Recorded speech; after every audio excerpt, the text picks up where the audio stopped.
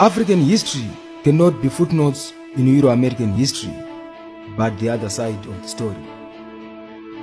The version better not is told by the thief, but by the owner whose property has been defiled by robbery. Time matters, and time matters mostly to us Africans, the inventors of clocks. We as the African Antidote Movement, we don't have time to waste your time, my brothers and sisters. Whenever we talk about slavery and colonialism, we always talk about the same aggressor and the same victim. And whenever we talk about slavery and colonialism, we always talk about Pan-Africanism. Pan-Africanism is the weapon that was used to fight slavery and colonialism, which are the two first stages of imperialism. Only Pan-Africanism can save Africa. My brothers and sisters, let us not waste our time coming up with borrowed solutions and borrowed remedies that are not African to cure our African problems. Charissa once said, African matters must be discussed from an African standpoint. Thus Africa will be misunderstood if we use other viewpoints and terms that are not African to start Africa. If Pan-Africanism, in the name of William Edward Du Bois, Henry Sylvester Williams, Malcolm X, Marcus Garvey, has managed to defeat the first stage of imperialism, slavery, why shouldn't we trust it now in defeating the last stage of imperialism, neo-colonialism?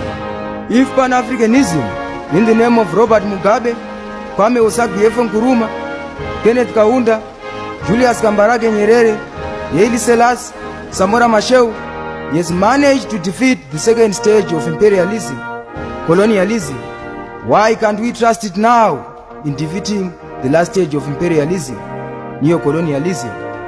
Only Pan-Africanism can save Africa. In our most African sovereign states, Pan-Africanism was last heard the day before Independence Day, as most African leaders today derailed Africa from Pan-African ideologies and chose the path which was used by the oppressor. Today Africa is feeling the divisions of Pan-Africanism in the name of civil wars, colonial hangover, tribalism, xenophobia, underdevelopment, civil wars, colonial hangover, poverty, cultural dilution, and cultural erosion.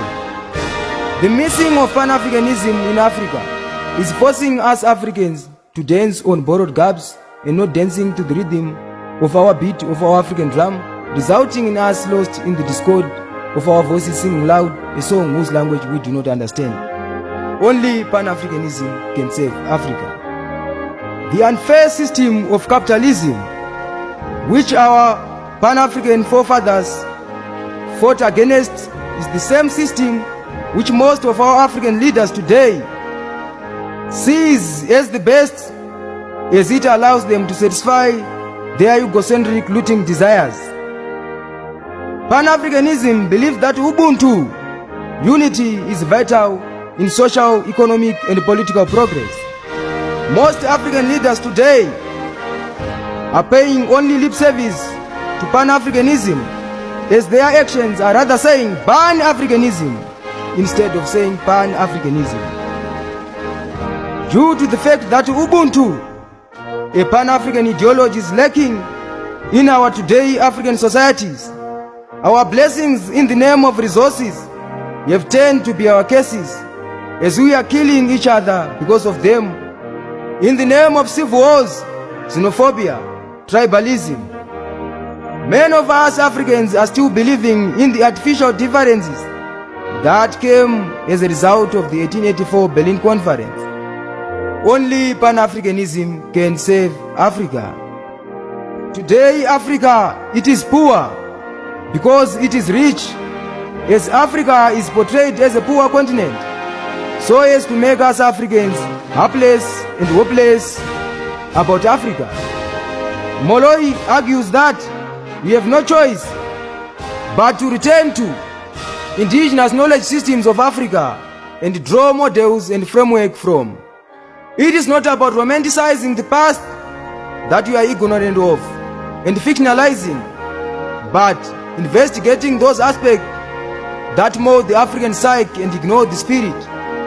Indigenous knowledge systems are not opposed to or a negation of advances in science and technology. Actually, it is through the scientific analysis of social development that Africa can truly rid itself of shackle, racist myth and falsehood. Only Pan-Africanism can save Africa. Austin Igwesh, I hope we are reminding our African brothers and sisters about Pan-Africanism in the African province of Nigeria. Beche Mayuko, I hope we are reminding our African brothers and sisters about Pan-Africanism in the African province of Cameroon. Yusuf Matov, I hope we are reminding our African brothers and sisters about Pan-Africanism in the African province of Uganda. Dr. W. Mzamindo and Mzilikazi wa Africa, I hope we are reminding our brothers and sisters about Pan-Africanism in the African province of South Africa. Rachel Lebai, I hope we are reminding our African brothers and sisters about Pan-Africanism in the African province of Kenya. Joseph Lipota, I hope we are reminding our African brothers and sisters about Pan-Africanism in the African province of Zambia. Benjamin Anyagra, I hope we are reminding our African brothers and sisters about Pan-Africanism in the African province of Ghana. The list is endless. I hope you all, my brothers and sisters, you are reminding each other about Pan-Africanism in your respective African provinces. Only Pan-Africanism can save Africa.